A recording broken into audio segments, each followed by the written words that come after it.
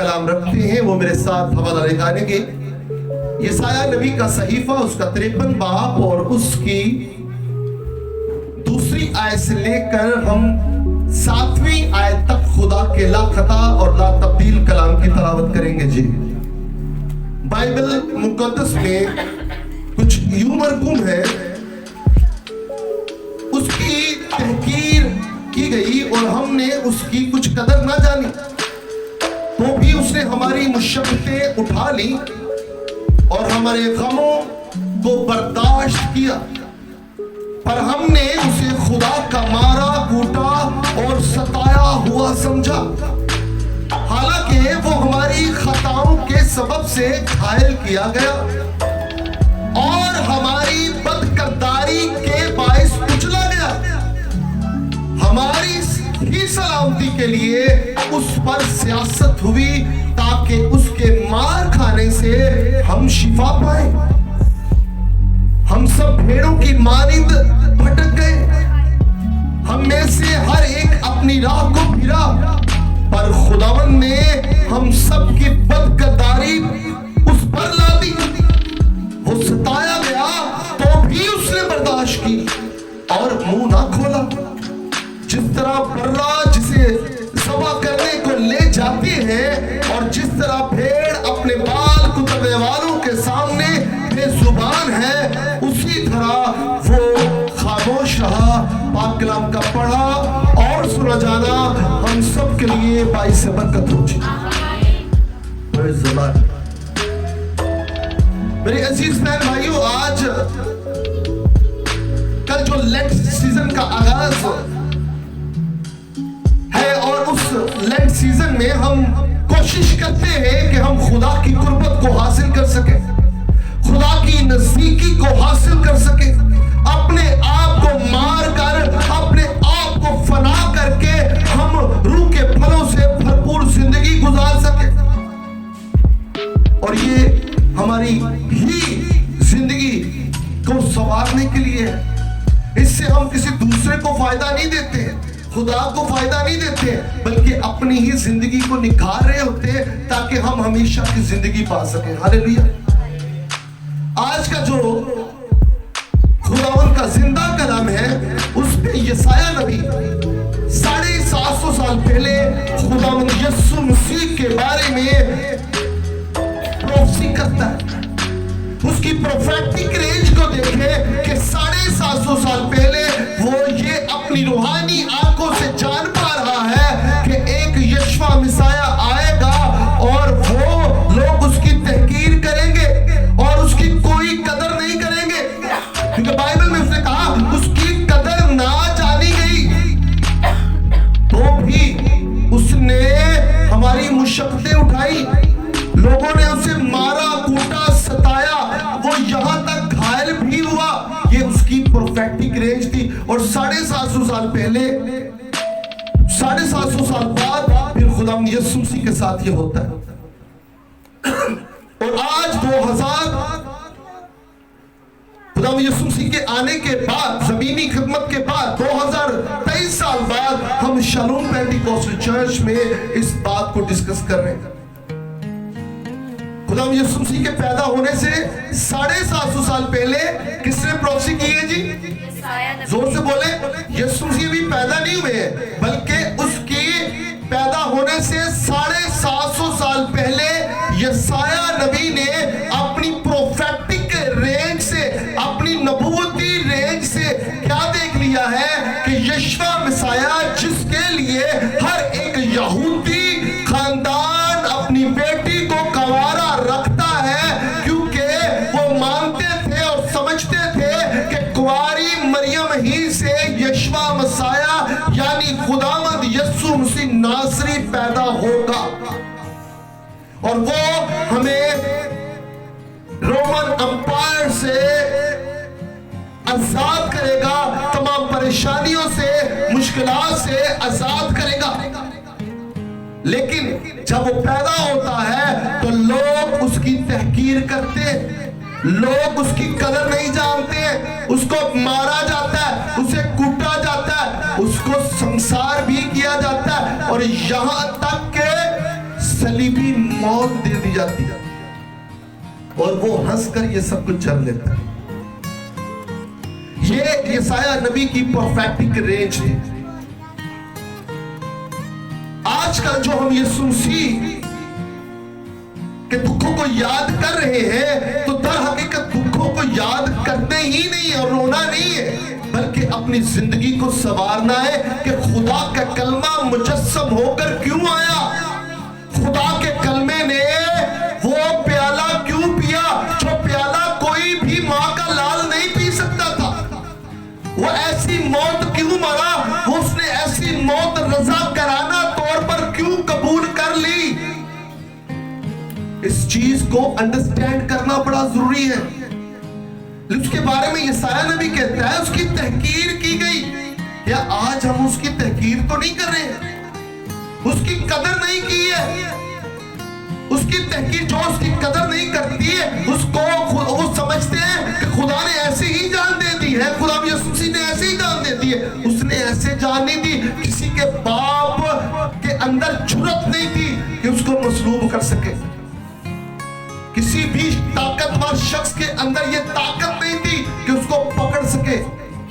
जब सिपाही उसको पकड़ने के लिए आते हैं तो वो बाहर आ जाता है उस जगह से जहां पर वो होता है। वो कहता है किसको पकड़ने के लिए आए वो? सिपाही कहते यीशु नासरी को। वो कहता है मैं हूं। वो अपने आप को पेश कर देता है, वो प्रेजेंट कर देता है किसके लिए, और वो ये कहता है कि जो मुझे पकड़ लो लेकिन जो मेरे साथी हैं उसको छोड़ दो। ये सारा कुछ खुदा यीशु मसीह ने क्यों किया? ऐसा करने की जरूरत क्या थी? मेरे अजीज बहन भाइयों, अगर वो पकड़ा ना जाता तो फिर हम पकड़े जाते। अगर वो सलीब पर अपनी जान का फिदिया रजा कराना तौर पर ना देता तो आज हम जिंदों की जमीन पर से काट दिए जाते।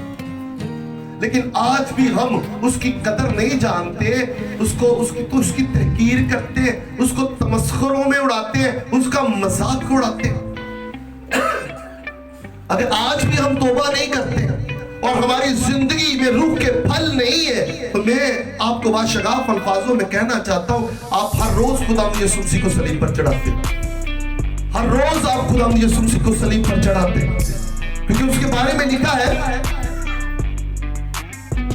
हमारी सलामती के लिए उस पर सियासत हुई। किस पर सियासत हुई? हमारी सलामती। सलामती क्या होती है? सलामती क्या होती है? कभी नहीं सुना होगा लफ्ज़ ये। क्या होती है सलामती? क्या होती है भाई? सेहत तंदुरुस्ती है, सलामत है ना, मरमुरते नहीं गए, कोई एक्सीडेंट से नहीं करा बैठे, सब कुछ पुरजे ठीक नहीं ना। तो हमारी सलामती, हमारी खैरियत, खैर आफियत के लिए और हमारी सेहत तंदुरुस्ती के लिए उस पर सियासत हुई और उसने सब कुछ बर्दाश्त किया ताकि उसके मार खाने से हम शिफा पा सके। भाई उसके मार खाने से, उसके पाक और बेशकीमत और बेदाग लहू की कुदरत से आप और मैं पाक और साफ हो गए हैं, क्योंकि गुनाह की जो सजा थी वो मौत थी और बिना खून बहाए माफी नहीं मिल सकती थी। जिस तरह अदन में एक कामिल इंसान ने गुनाह किया था, उसी तरह एक कामिल इंसान ही को कुर्बान होना जरूरी था, क्योंकि बकरों और छतड़ों की कुर्बानी ना काफी थी। वो गुनाह को पाक और साफ नहीं करती थी बल्कि ढांप देती थी। क्या करती थी? जिस तरह कोई गिलास है और उसके ऊपर कोई प्लेट रख देने से क्या उसके अंदर जो पानी होगा वो खत्म हो जाएगा? क्या होगा? वो ढांपी जाती है ताकि कोई गंदी चीज उसमें गिर ना जाए। और वो बकरों और छतड़ों और बैलों की कुर्बानी साल के लिए थी। साल के लिए गुनाह जो थे वो धुल जाते थे, हमेशा के लिए नहीं। मेरी बात को याद रखें। और एक ऐसा काबिल कफारा, आलमगीर कफारा चाहिए था जो खुदा का बेटा ही दे सकता था। वो जो आदम था, जो जद अमजद हमारा, वो आदम एक आदमे अव्वल था, और जो दूसरा आदम आया है वो आदमे सानी आया है। जिस तरह वो कामिल इंसान था और वो क्या हुआ, वो गिरावट में आ गया, यानी गिर गया, शैतान के कब्जे में आ गया, और गुनाह के जुमरे में आकर उसने मौत को गवारा की। अब मौत को मौत देने का वक्त आ गया था और मौत को मौत वही दे सकता था जो मौत पर गालिब आए। हालेलुया। और मौत पर गालिब कोई भी नहीं आ सकता था, क्योंकि हर जो शख्स इस रोए जमीन पर पैदा हुआ है, मौत का डंक उसको लगना जरूरी था। और सिर्फ एक ऐसा ही इंसान दुनिया में आया है जो इंसानी नुतफे से नहीं, इंसानी तौर तरीके से नहीं, बल्कि माफूकल फितरत कुदरत से पैदा हुआ है। उसकी पैदाइश में किसी इंसान का अमल दखल नहीं है, बल्कि वो रूहुल कुद्स की कुदरत से पैदा हुआ है। क्योंकि कवारी हामला होगी और वो बेटा जनेगी और उसका नाम तुम इमैनुअल रखना, जिसका मतलब है खुदा हमारे साथ। और जब वो पैदा हुआ है तो इंसानी मेल मिलाप नहीं था, वो रूहुल कुद्स की कुदरत से था। क्योंकि इंसान की सरिश्त में, उसकी जबिल्लत में गुनाह आ चुका था। इंसान गुनाह से भाग नहीं सकता। इंसान गुनाह इसलिए नहीं करता क्योंकि वो गुनाहगार है। इंसान गुनाह इसलिए नहीं करता है कि वो गुनाहगार है।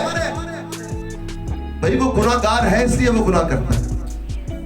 वो गुनाहगार इसलिए वो, क्योंकि उसकी सरिश्त में, उसकी जबिल्लत में गुनाह है। जितने भी बच्चे पैदा होते हैं दुनिया में, अब यीशु मसीह ने उनका भी कफारा दिया, लेकिन उस वक्त जितने भी बच्चे पैदा भी नहीं भी हुए थे, वो गुनाह के जुमरे में थे। इसलिए मुकद्दस दाऊद कहता है कि मैं भी पैदा होया वेखो विच बुराई, मैनू विच गुनाह दे जमिया मेरी। अब जरूरत थी कि पाक और बेशकीमत और बेदाग लहू के बहाने कोई शरीयत का तकाजा था। बिना खून बहाए माफी, बिना खून बहाए माफी। अब एक क्राइटेरिया है, एक तरीकेकार है, शरीयत के कुछ कवानीन है, कुछ लॉ है। जिस तरह एक कामिल इंसान ने गुनाह किया था, उसी तरह कानून था कि एक कामिल ही इंसान आए और वो कफारा दे। क्योंकि बकरों और छतड़ों का खून जो है वो उस कफारे के लिए ना काफी था, ना काफी था। इसलिए जरूरी था कि एक कामिल इंसान आए, और ये बात इंसानों में से तो हो नहीं सकती थी। इसलिए खुदा के कलमे को जमीन पर आना पड़ा, जिसके बारे में हम यूहन्ना रसूल की मार्फत लिखा गया इंजीली बयान उसका 3रा बाब और उसकी 16वीं आयत में पढ़ते हैं, खुदा ने दुनिया से ऐसी मोहब्बत रखी कि उसने अपना इकलौता बेटा बख्श दिया, दे दिया। किसको? दुनिया के लिए। देने से मुराद कुर्बान कर दिया, बख्श दिया, कुर्बान कर दिया, ताकि जो कोई भी उस पर ईमान लाए वो हलाक ना हो बल्कि हमेशा की जिंदगी पाए। बड़ी आउटस्टैंडिंग वर्स। बाइबल मुकद्दस हर एक टेक्स्ट का एक अपना कॉन्टेक्स्ट होता है। अगर बाइबल मुकद्दस का हम देखेंगे इसका क्या टेक्स्ट है, तो वो एक रिडेम्पशन स्टोरी है। वो एक ऐसी स्टोरी है जो नजात और मखसी पर मबनी है। पूरी बाइबल में क्यों बाइबल लिखी गई और बाइबल का तर्ज़ अमल क्या है? बाइबल की स्टोरी वो रिडेम्पशन स्टोरी है, वो नजात पर मबनी स्टोरी है। पैदाइश से लेकर आप मुकाशफा तक जाए, यीशु की कुर्बानी के ताल्लुक ही से और इंसान की निजात और मखलसी के ताल्लुक से बात होती है। अदन से स्टार्ट हो जाता है ये कारवां। इस रिडेम्पशन का जैसे ही वो खुदा से जुदा होता है, रिडेम्पशन के चक्कर में पड़ जाती है बात। मखलसी छुटकारे की बात की जा रही होती है। क्यों? उसके मार का क्या उसको उसका शौक था मार खाना? नहीं। और क्या कोई उसको मार सकता था? किसी की बाप की जुर्रत नहीं थी। वो कहता कि अगर मैं चाहूं तो मैं अपने बाप से दरख्वास्त करूं वो 12 तुमन फौज फरिश्तों की भेज दे। 12 तुमन 72,000 फरिश्ते बनते। एक तुमन में 12,000 फरिश्ते आते हैं और 12 को 6 के साथ आप क्या कर ले, मल्टीप्लाई करेंगे तो कितना बनता है? 72,000। बाराचिक 72। एक फरिश्ता जो है पूरी दुनिया को खत्म करने के लिए काफी है। वो मारने के लिए नहीं है, किसी के अंदर जुर्रत नहीं, कोई उसको देख नहीं सकता था। जैसे उसने कहा कि मैं हूं, सारे लोग उनके मुंह गिर गए। उसके नाम के अंदर इतनी दहशत थी, इतना फ्लो था, इतनी बरकत थी, इतना बारोब नाम था। और उसने क्योंकि बिना खून बहाए मुआफी नहीं थी, तो जरूरी था कि खुदा का कलमा जो मुजस्सम होकर आए। और सलीब पर कामिल इंसान मरा था, ना कि कामिल खुदा। क्योंकि जब मरा तो कामिल इंसान मरा, और तारा कि उसको किसी ने मारा नहीं, वो रज़ा कराना तौर पर अपने आप को पेश किया उसने। क्यों? क्योंकि प्रॉक्सी हो चुकी थी कि उसके मार खाने से हम शिफा पाएंगे। क्यों? उसके मार खाने से आगे लिखा है, हम सब भेड़ों की मानिंद भटक गए, हम में से हर एक अपनी राह को फिरा, पर खुदावंद ने हम सब की बदकिरदारी उस पर लादी। किसके ऊपर? भाई अगर उसके ऊपर ना लादी जाती, वो कहता है, क्या कहता है कि अब आप हो सके तो ये प्याला मुझसे टल जाए, लेकिन मेरी नहीं बल्कि तेरी मर्जी पूरी हो। ना कदीर ये समझते शायद वो डर गया था। भाई वो डरा नहीं था, वो तो आया ही मरने के लिए था, वो तो आया ही मसलूब होने के लिए था। वो ये बात कह रहा है, जो प्याला यानी जो जुदाई का प्याला, जो बाप और बेटे की जुदाई का प्याला है, बनाए आलम से पहले असल से उस वक्त तक बाप और बेटे कभी एक दूसरे से जुदा नहीं हुए। बाप और बेटा, हमारे यहाँ पर बाप और बेटे और बेटियां जुदा हो जाती है ना, खुदा यीशु से कभी अपने बाप से जुदा नहीं हुआ। वो ये प्याला बर्दाश्त नहीं कर रहा था, वो ये प्याला था। मौत के प्याले की बात नहीं हो रही है, सियाको सबाक से लोग हट जाते हैं।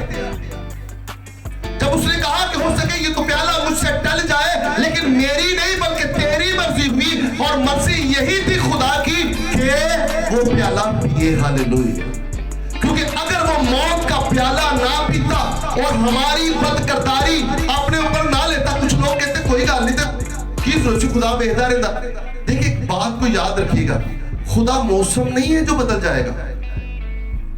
खुदा फेवर करनी साथ नेचर शामिल है, लेकिन खुदा की नेचर में ये बातें शामिल नहीं है। खुदा की नेचर में भाई वो इंसाफ का खुदा है, वो अटल है, उसके मुंह की बातें कही हुई अटल है। आसमान और जमीन तो टल जाएगी, लेकिन उसके मुंह की कही हुई बातें कभी नहीं टलेंगी, कभी टल ही नहीं सकती है। हालेलुया। अगर कहा गया है कि खुदा की आंख पाक है, वो गुनाह देख ही नहीं सकती, तो अब ये नहीं है कि दुनिया के गुनाह सारे नजर आने, अपने धी पुत्र के गुनाह नजर नहीं आए। पर्दा पा लेना, इंज पर्दा पा लो, कोट है ना, इंज पर्दा पा लिया तो खा लिया बुकर च, लो जी मेरा पुत्र सारे दुध ना तुलिया, मेरी धी ते मैं कहना कोई नहीं है, इंज है ना। लेकिन खुदा के नजदीक ऐसा नहीं है, खुदा ऐसा नहीं करता। अगर वो गुनाह को नहीं देख सकता, तो अगर उसका बेटा भी गुनाह आलूदा होगा तो उसको भी नहीं देखेगा। Hallelujah, hallelujah. बात को समझने की बात है, मैं आपको बात समझाना चाह रहा हूं। ये एग्जांपल इसलिए थी ताकि आप अंडरस्टैंड कर सके। बेटे और बाप के दरमियान जो मुकालमा हो रहा है, जो डायलॉग्स हो रहे हैं, उसको अंडरस्टैंड करना है। अब क्यों? भाई खुदा ने कहा है कि खुदा की आंख पाक है, वो गुनाह देख नहीं सकती। तो जब बेटा सलीब पर मसलूब हो रहा था, तो दुनिया जहान की बदकारी उस पर लाद दी गई थी। वो हमारे गुनाहों को लेकर कुर्बान हो रहा था, तो खुदा कैसे देख देता? हालेलुया। बात समझ आ रही है? बात समझ आ रही है? आए जोरदार तालियां उसके लिए जाती है, मुझे समझ आए कि आपको समझ आ रही है।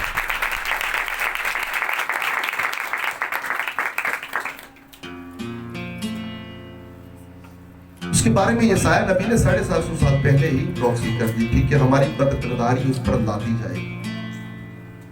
ये सारा कुछ काम जो है पहले ही कलमबंद हो चुका था। अब आगे बड़ी खूबसूरत बात 7वीं है, जो आखिरी वर्स है।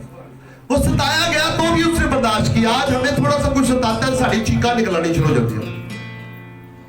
हमारे चेहरे के एक्सप्रेशन ही चेंज हो जाते हैं, हमारी बॉडी लैंग्वेज ही चेंज हो जाती है, हमारा तर्ज़े अमल और तर्ज़े जिंदगी तब्दील हो जाता है। इसकी जुर्रत कैसे हुई, इसने मुझे ये कर दिया, और हम अपने आप को स्पिरिचुअल मैन एंड गर्ल समझते हैं और हकीकत इससे कोसों दूर होते हैं,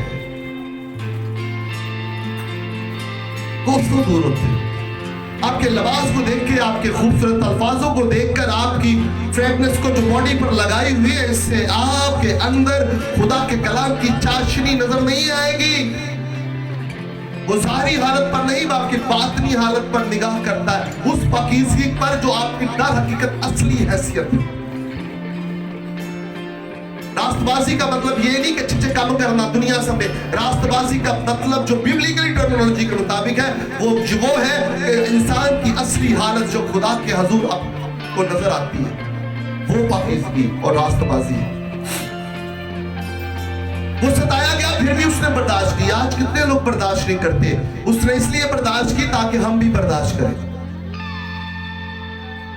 बाइबल मुकद्दस में लिखा है वक्त आएगा कि जब लोग, लिखा है कि कौमें मेरे नाम से अदावत रखेंगे। जब आप खुदा परस्त होंगी तो बहनों को कहेंगी, माए बहने बाप, ये लड़की है, ये जोया है, इसको पकड़ कर ले जाओ, ये खुदा के गीत गाती है, ये जॉर्ज है, ये ले जाओ, मेरा कोई वास्ता नहीं। इनके माँ बाप बहन नहीं, मुझे भी साजिद नहीं, चौके फुली लाओ, काटना ला दो। माँ बाप कहेंगे साढ़े, माँ प्यो भैन भरा, क्यों? अपनी जाना बचाने। अब ये कहां पर लिखा है पता? कितने लिखे? कितने नहीं लिखे? कितने नहीं लिखे? मैंने अपनी तरफ से बात की। कभी किसी ने पढ़ी ये बात? अतकड़ा करो, कितने लोगों को पता है ना? और जिन्हें जम्या वो फड़वाएगी, वही फड़वाएगी। क्यों? अपने आप को बचाने वास्ते। जिन्हें पैदा किया वही फड़वाएगा। इसको भैन भरावां नूं उन्ना ही प्यार रखो जितना जरूरी है। माँ बाप नहीं होना, लेकिन आसमानी बाप ने ज्यादा प्यार रखो। इसका मतलब ये नहीं घर छड़ के जंगलों में चले जाओ, माँ बाप की भी इज्जत करनी है, लेकिन ज्यादा खुदा के साथ रखो, क्योंकि आप दुनियादारी के नहीं हैं, आप खुदा के लोग हैं। खुदा के लोग खुदा की बातों में रहते हैं, दुनियादारी के लोग दुनियादारी की बातों में रहते हैं। इस मौसम में भी, खराब मौसम में भी आप आए, खुदा आपको बरकत दे, और जो टाइम पे नहीं आए खुदा उनको ताकत दे। मैं आपसे कहना चाहता हूं, वो सताया गया तो भी उसने बर्दाश्त की और मुंह ना खोला। आज छोटी सी चीज होती साढ़े मुंह खुलने शुरू हो जाते लोग, आजकल किसी को मारने के लिए बंदूक की जरूरत नहीं होती। बड़ी खूबसूरत, कल परसों मैंने एक बात किसी खातून से सुनी। आजकल किसी को मारने के लिए ऐसे कि मोजर ला के बंदूक की जरूरत नहीं, आपके रवैये और आपकी बातें लोगों को मार देती। और जब आप अल्फाजों के तीर चलाते हैं ना, तो फिर आगे से भी यकीन रखें कि आपकी तरफ ही आएंगे। हालेलुया। फिर बर्दाश्त करें, हालांकि दोनों अतराफ से नहीं होनी चाहिए, लेकिन आजकल ये भी सिलसिला जारी और सारी है। वो सताया गया तो भी उसने बर्दाश्त की और मुंह ना खोला और अपने मुंह बंद कर ले। ये अच्छी बात है। बेवकूफ तब तक अक्लमंद लगता है जब तक वो बोलता है। तो बोलेगा ना, है पता लग जाता किन्ने जो है, लग जाता ना पता, जेड़ा बोले वही कुंडा बोलू है। तो मुंह बंद रखना है। वो सताया गया तो भी उसने बर्दाश्त की और मुंह, इसलिए अपने मुंह भी ना खोले, अपने मुंह भी बंद रखे। Hallelujah, praise the Lord. जिस तरह बर्रा जिसे ज़बा करने के लिए वो ले जाते हैं, उसी तरह भेड़ अपने बाल कुतरने वालों के सामने बेजुबान। जब खुदा यीशु मसीह को लेके जा रहे थे ना, तो कहते थे चपेड़ा मार दे सी, अखा तो पट्टी बांध के ना, आज चपेड़ा मार दे सी, कतरो। लेकिन वो यकीन जाने उसने मुंह नहीं खोला। कहते थे बता तुझे किसने मारा? तुझे नबी बनने बनता है ना, तुझे नबूवतें करता है लोगों के बारे में, बता तेन किने मारे? हुण पता चलता तेरे नबी दा। लेकिन वो उसने मुंह नहीं खोला। यकीन जाने मुंह नहीं खोला, बर्दाश्त किया, हर जुल्मों से तो बर्दाश्त किया। आप इमेजिनेशन करें, जितना भी कुछ कर लेंगे उससे ज्यादा खुदा यीशु मसीह के ऊपर जुल्म और सितम हुए। जुल्म की इंतहा हो चुकी थी उसके ऊपर। यकीन जाने, अगर आज भी हम खुदावंद यीशु मसीह की उस सलीबी मौत को दरगुजर कर देते हैं और उसको सही मानों में अंडरस्टैंड नहीं करते हैं, तो हमारा मसीही कहलवाना ना बाइस से फख्र है और ना बाइस से बरकत है, बल्कि बहुत सख्त अल्फाज आ रहा है ज़हन में, मैं चाह नहीं रहा हूं कहूं कि अब कुछ भी नहीं।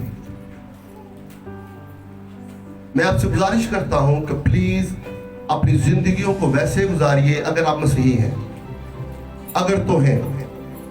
इस लैंड सीजन में ना सिर्फ आप रोजे रखें, बल्कि अपने तर्ज़े अमल को बेहतर बनाने की कोशिश करें, बेहतर जिंदगी गुजारने की कोशिश करें और वैसा बन जाइए जैसा खुदा यीशु मसीह चाहता है, क्योंकि आपको जिंदा रखने के लिए उसने बहुत बड़ी कुर्बानी दी है। आज तो कोई किसी के लिए एक थप्पड़ बर्दाश्त न करता, उसने अपनी जान दे दी है, उसने अपनी, और इस कदर बुरी सजा दी है। आपके ज़हन में मैं हमेशा ये कहता हूं कि आपको समझ आती है, सिर्फ सलीब दी है,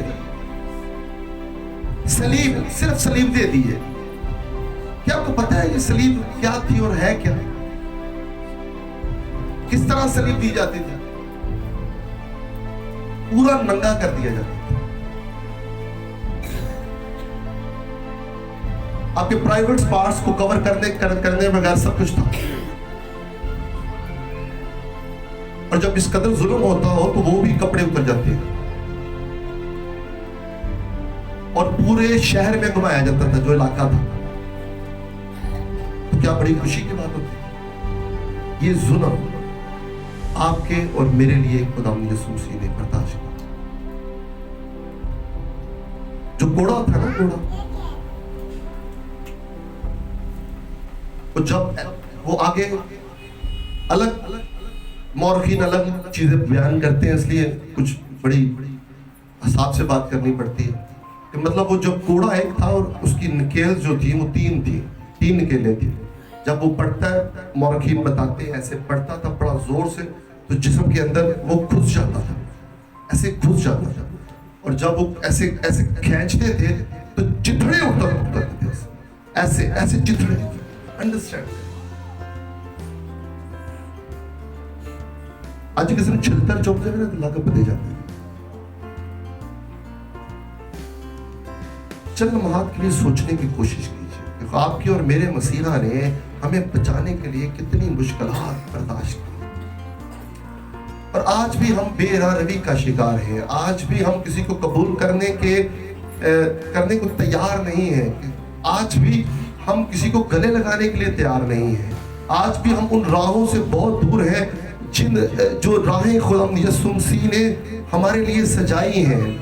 वो मंजिल, उस तरफ हम बढ़ते भी नहीं हैं। आप समझते मैं तो है ही नहीं, सब मेरा क्या लेना देना। हम थे अपने आबाओ अजदाद के अंदर, अपने बाप दादाओं के अंदर हम थे। हमारे लिए खुदा यीशु मसीह ने जान दी है। आपका अगर कोई प्रेगनेंसी के अयाम से बहन गुजर रही है तो वो बच्चा जो भी पैदा भी नहीं हो, यीशु ने उसके लिए भी मार खाई है। मैं आपको बताना चाह रहा हूं, उसके लिए भी खून बहाया है। यकीन जाने, सोचे अगर आज अपने घरों पर जब आप लौटेंगे तो थोड़ा सोचे, किसी बच्चे को मार पड़ जाए तो लग पड़े जाते हैं, माँ को सीने पे चोट लगती है। लेकिन मैं आपको बताना चाहता हूं वो भी माँ का लाल था, खुदा का बेटा था, आपके लिए और मेरे लिए कुर्बान हो गया। और बड़ी अजीज़ से ही सिर्फ, और यकीन जाने पूरे बाजार में, कूचों में गालियां बकते थे, ठट्ठे उड़ाते थे, मारते थे, पीटते थे। और आपका और मेरा यीशु बतौर इंसान होते हुए काफी दफा गिरा भी, उसको प्यास भी लगी, उसकी चीखें भी निकली। यकीन जाने, गौर कीजिए उस लम्हा को, सोचा करें, कभी अपनी जिंदगी पर गौर फिक्र करें, कहां पर स्टैंड करते हैं हम आज भी। कि अगर हमारी जिंदगी में बुरे काम है तो आप खुदा यीशु मसीह को आप तमस्कुरों में उड़ाते, उसकी कुर्बानी को आप ठट्ठों में उड़ाते और क्या करते, आप हंसते हैं उसी तरह जिस तरह इब्लीस हंस रहा था। इब्लीस समझता था कि शायद अब ये मर जाएगा और जी उठेगा नहीं, लेकिन खुदा में यीशु मसीह को अपनी मौत देने का भी इख्तियार था, अपनी जान देने का भी इख्तियार था और वापस लेने का भी इख्तियार था। वो उसको सिर्फ एक इंसान समझता था, लेकिन वो एक कामिल इंसान और कामिल खुदा भी था। मैं आपको बताना चाहता हूं कि खुदा यीशु मसीह की सलीबी मौत हमारी रूह की निजात और बदन की शिफा दोनों के लिए थी। खुदा यीशु मसीह एक ऐसी हस्ती है जो मसीहियों के लिए नहीं बल्कि बनीनो इंसान के लिए रोल मॉडल है। हमारे पास सिर्फ कॉपीराइट्स नहीं है यीशु मसीह के, वो सभी के लिए मसलूब हुआ है और दुनिया में जो कोई भी उस पर यकीन रखता है, उस पर ईमान लाता है, वो मखलूसी और नजात को पाएगा। हालेलुया।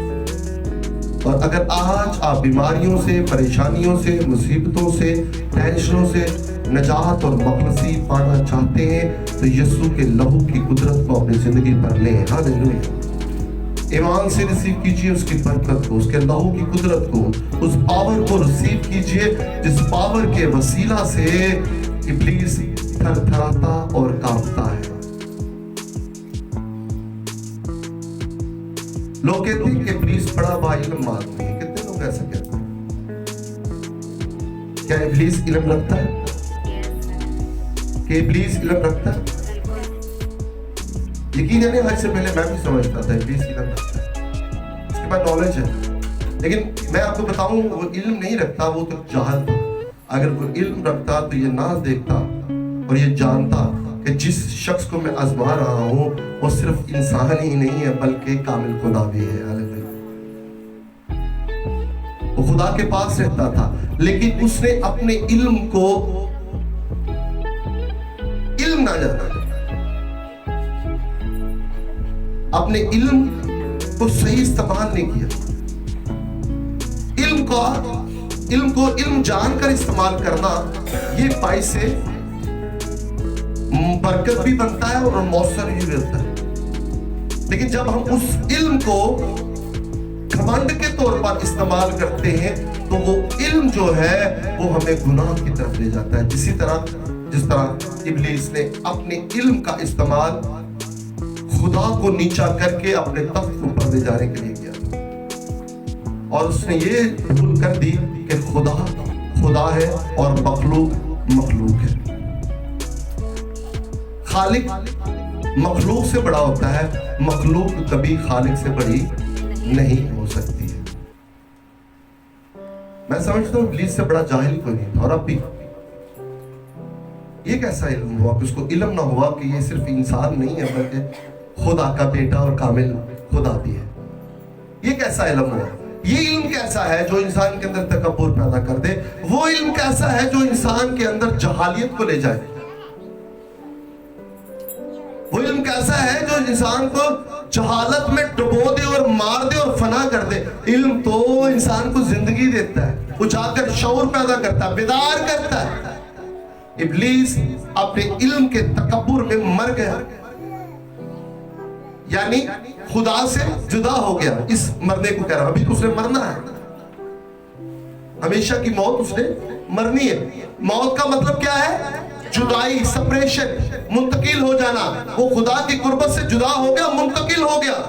वो इल्म नहीं, वो इल्म कैसा जो जहालत की तरफ ले जाए। इल्म तो इंसान के अंदर शौर रोशनी पैदा करती है। हालेलुया। लेकिन मैं आपको बताना चाहूंगा, आपके अंदर खुदा का इल्म होना चाहिए। आपको पता होना चाहिए यीशु मसीह ने हमारे लिए जान का फिदिया क्यों दिया, वो क्यों सताया गया, वो क्यों उसने वो तमाम चीजें बर्दाश्त कर ली जो कोई इंसान नहीं कर सकता था। मेरे अजीज बहन भाइयों, यीशु मसीह ने रज़ाकाराना तौर पर अपनी जान का फिदिया दिया है।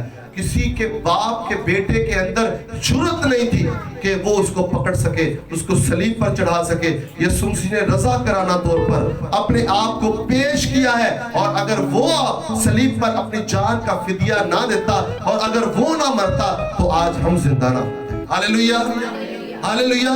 इस अजीम कुर्बानी को हमेशा याद रखिए, और याद रखने से सिर्फ ये याद रखिए और आपने तौबा की तरफ भी अपनी जिंदगी को लेके जाना है। Hallelujah, hallelujah. आए जोरदार तालियां खुदा के जलाल के लिए, जोरदार तालियां।